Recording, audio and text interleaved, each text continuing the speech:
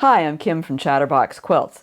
In today's video, it's a little bit different than what I usually do. I'm sharing a live stream that I did in my online membership, The Quilter's Way. And if you're wondering about that, check in the description below because I have a link in there to the membership and we offer a 14-day free trial, so you might want to check that out.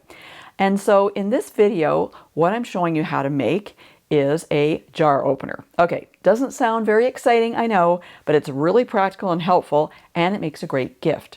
So let's find out how to make a jar opener.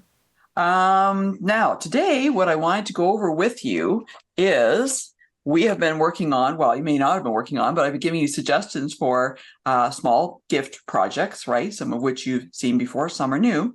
And the one I wanted to show you and talk to you about today, which is going to become just as addictive as making those little charm square coasters, is this jar opener, okay? So here's the little jar opener. So I just want to run you through a tutorial on how to make it with some little tips that I found as I've made them. It works really well. And as I said, it's kind of addictive to make because it doesn't take very long and it doesn't take very much. And they're super practical. And you can wash them too because they've got the fabric on them. So what do you need to make this? Well, what you need is some drawer liner fabric, okay? And so with the drawer liner, it's just that rubbery drawer liner stuff you can get at the dollar stores, where I got this actually. And one side is pretty smooth and the other side's more grippy, okay? So you need to know, you need to identify which is which when you start working with this. And I'm going to explain more as I go along. And then some fabric, of course. Now this is actually IKEA 100% cotton IKEA fabric, right? So even if you have something that's like home deck fabric, something heavier, thicker, that'll work really well for this project, actually. Even better than just like quilting cotton, right? So just a suggestion there. And you're going to take these and you're going to cut both of them into 7-inch squares, okay? Now you can make them different sizes. Just to give you an example, here's a mason jar. I know it doesn't have the top thing on it, but it's got the lid on it. And so you know, you can see that that covers pretty good. So even if you had a bigger jar, like a bigger lid, wider is what I'm trying to say, jar, like it's still going to be lots of room on there. You can make them a little smaller if you want to too. But I mean, like this is going to cover a lot of different sizes. I think that works pretty well. Okay, so what do you need? 2 pieces, 7 inches square of the drawer liner and your fabric, and you're going to put them right sides together. Now, what does that mean? Well, we know what that means for this fabric, right? Not a problem. But here's where it's important to identify the smooth side and the grippy side. So this is my grippy side here. So I want to put the grippy side in, okay, face down, right? Because we're going to stitch this around, leave an opening, turn it right side out, and you want that grippy side then to be outside. Okay, that makes sense? All right, so let me get these lined up, and I want to show you how I stitch this. So I'm going to explain a little bit about what I'm doing when I'm stitching as well on this machine anyway. Okay, so I'm working with the M17 today, Joey M17. I'm working with, I've got it set up with the walking foot. I'm going to switch my camera again as I move this, or you could pin this if you wanted to, but why would I do that? It might just make it too much easier, right? Much easier. Okay, so what I've got on here is I've got the HP2 foot, which is a 1/4 inch foot, like a walking foot. So if you have a walking foot on your machine, highly suggest that you use your walking foot. You want to put the fabric down. Fabric's going to be on the bottom. I'm just fussing with this again because it's not exactly, it's a little hard to cut the liner to get perfect. But anyway, this will help to move it along, right? To use the walking foot. So you want to start on one side. And I'm just using, right now I'm just using a cotton thread. I'm not using anything special. You can use polyester, whatever. But you're going to stitch around with a 1/4 inch seam, okay? So I'm going to lock my stitches to start here. Hopefully by going back. I got to say, sometimes it doesn't want to go back on me right away. I have to push it a couple times. Okay.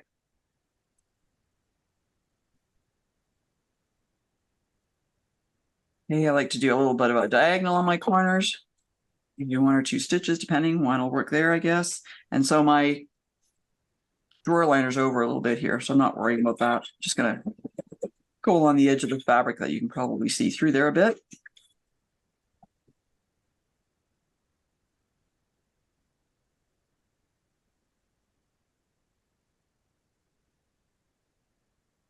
Isn't this thrilling? Boy. Just so interesting, eh? You might want to take your stitch length down a little bit. I'm at 2.2 right now. But just in case, you know, like you don't want to be the 3 or something, you want this fairly tight.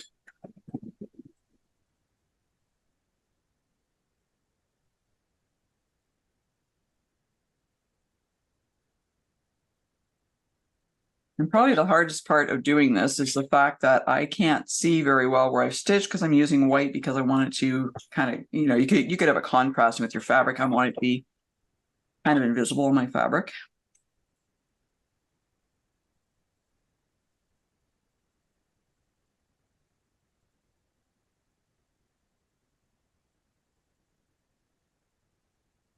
Now I've gone too far over. Just gonna take it back one.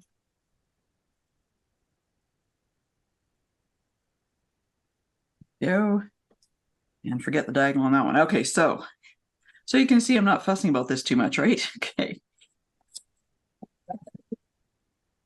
All right, so this is where I have to leave an opening. That's why I'm just checking to see where's my, where did my stitching start and how far can I go? A little bit further. Okay, and I'm gonna lock off my stitches. Cut my thread, hopefully. Okay, so that's there. Now the next thing I want to do, and yes, I know I've got extra there, again, not overly fast. And then here, it's probably easier to turn it over because I want to just clip those corners like you always do. And I can see the stitching a little bit better on this side. Yes, I'm using my good scissors to cut through that drawer lining. Again, not overly worried about that. Okay.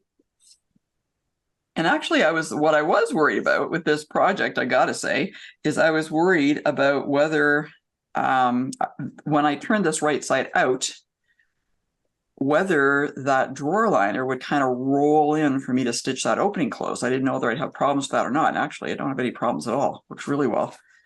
So I'm going to turn it right side out.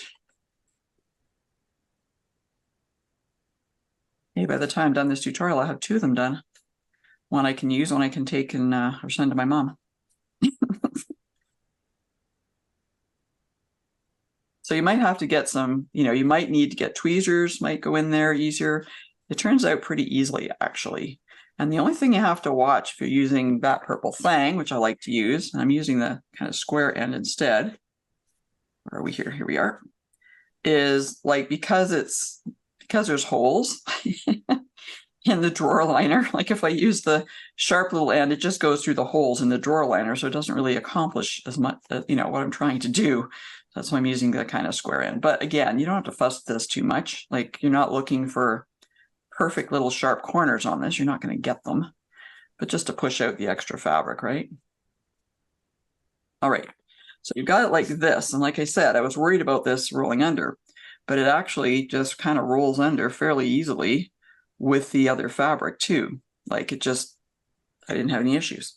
Now, the only issue I'm having all the time is being able to see, because as I said, I always have this on the bottom because otherwise it's going to just stick and not go, right?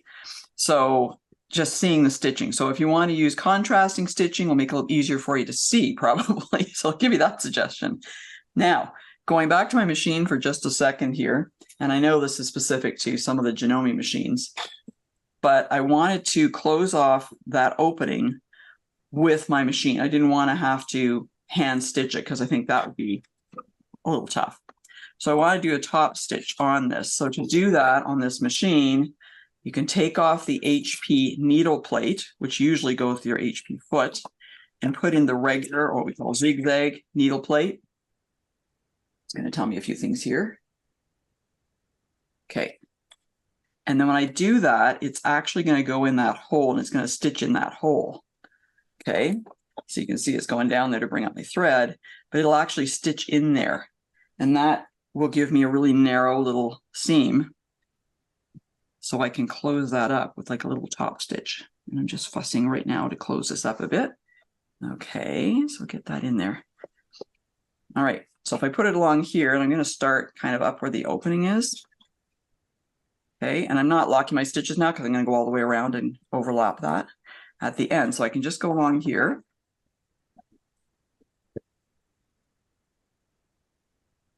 Okay, and that's closed in my seam. I can just keep going all the way around.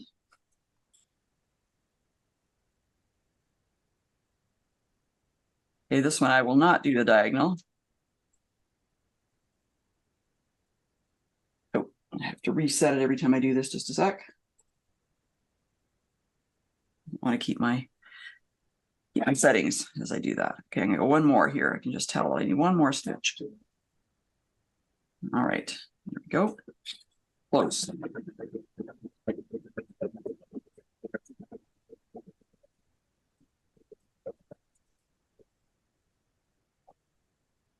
Okay, so I mean, if you wanted to close this hand stitching, you could try it. I'm not sure how well it work.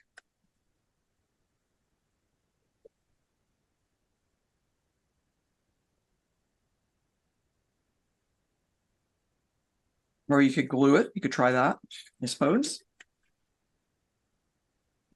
But I figure doing this works just as well.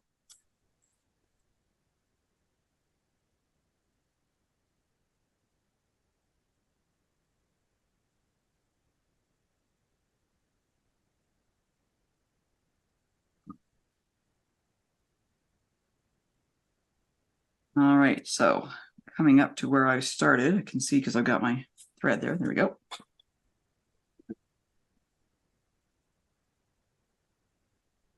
So I'm just tacking over top and then backing up again, lock my stitches. Cut my thread.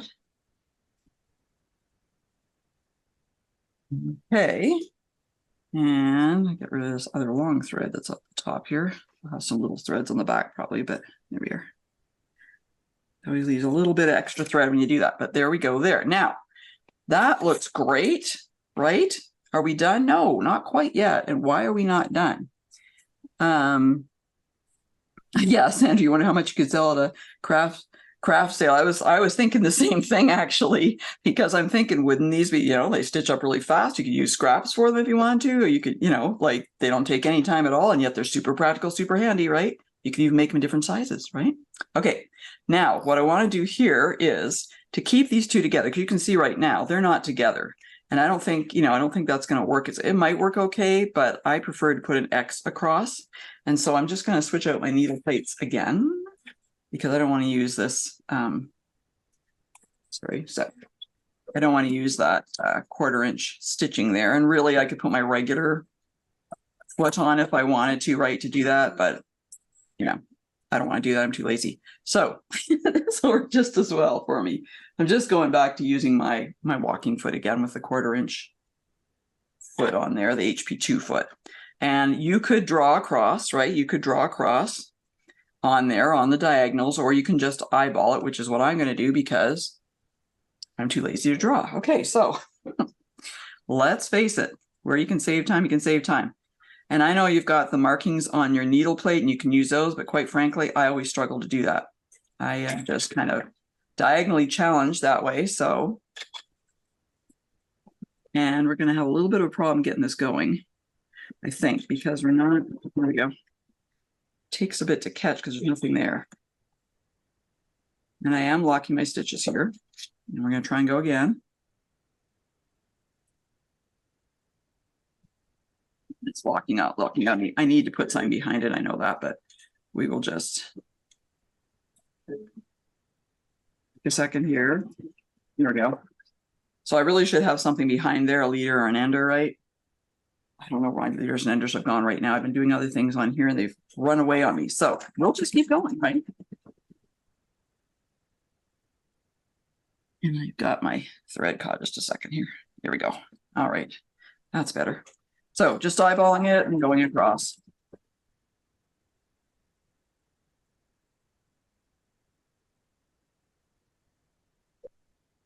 Did better on my first one than I'm doing on this one, but that's okay. Just come off there and cut my thread.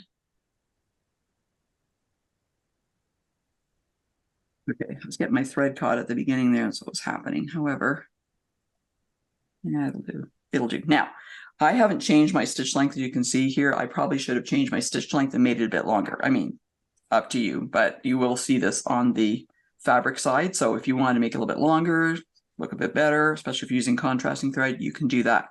I'm not going to show you the rest of it because you can already see that I've done this here, and you can actually see it on the, I think you can probably see it better here. than on the front. I'm not sure, but I think you can probably see the stitching going across there. And that just now it's tucked together, and I just think it's a lot easier, you know, when I put it on the jar, that things aren't, nothing sliding. Like the two fabrics there, two pieces there, are not sliding. They're stuck together now. So I think that works a little bit better to put that X across it. And I'll finish off the other one later on. But use a leader and ender. That will work a little bit better when you get going there, because you got that drawer liner that's just not something the machine is quite used to working with, and so it has a little bit of a struggle to get it going at first. Plus I have nothing under those feed dogs, right? So having something there would get it going. And yes, would a Teflon foot be a help? Yes, I think so. I think that would help. I mean, I didn't have any problem. I was just having problems getting it started because the feed dog, you know, I need a leader and ender basically to have something to get it going. Otherwise, I didn't have any issues with it moving along when I was stitching, you know, putting the pieces together and stuff. I had no issues at all. But I think a Teflon foot certainly couldn't hurt. So yeah, I don't have one with this machine, so I couldn't use that. But yeah, so they're kind of fun, kind of addictive to make, inexpensive. I mean, I don't know how many yards or whatever are in this. I took the label off it. Don't have it in that garbage can. I can't look and see, but I got it at the dollar store. It was $1.75 at the dollar store. And you know, it's gonna make, I couldn't quite make, like, it's not 14 inches in width. It's probably about 12.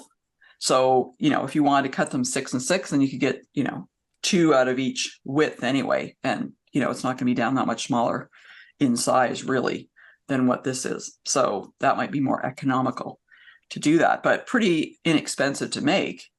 And yeah, I think they'd be kind of fun to have at craft sales, because you see like little scrubbies and things like that, you know, little whatever they knit or crocheted, whatever, little scrubbies to clean your dishes and things like that. And I think if you had some of these, it'd be kind of fun, and have a jar there for people to try it out and stuff like that. Yeah, I think they would work really, I think they sell really well, and you could bundle them up in sets of 4 or something like that, or whatever, you know, maybe even make some smaller ones, right? But I think for people who are, you know, have problems with their hands, and I mean, like, as you get older, it gets harder to turn, you know, to open things and stuff, right? So even if you had ones that are smaller ones for like little, you know, pill bottles or little smaller lids, I think they'd be really helpful. So yeah, the next addiction.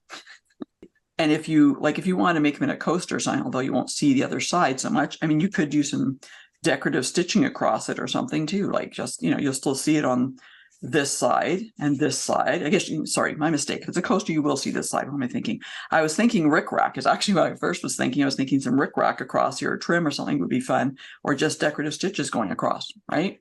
So yeah, lots of different opportunities with that, I think. I hope you enjoyed that video, and if you're wondering about other projects that would make great gifts, don't worry, I got you covered. Check out this video that has all the helpful information that you need. And for more helpful quilting information, be sure to go to my website at www.chatterboxquilts.com.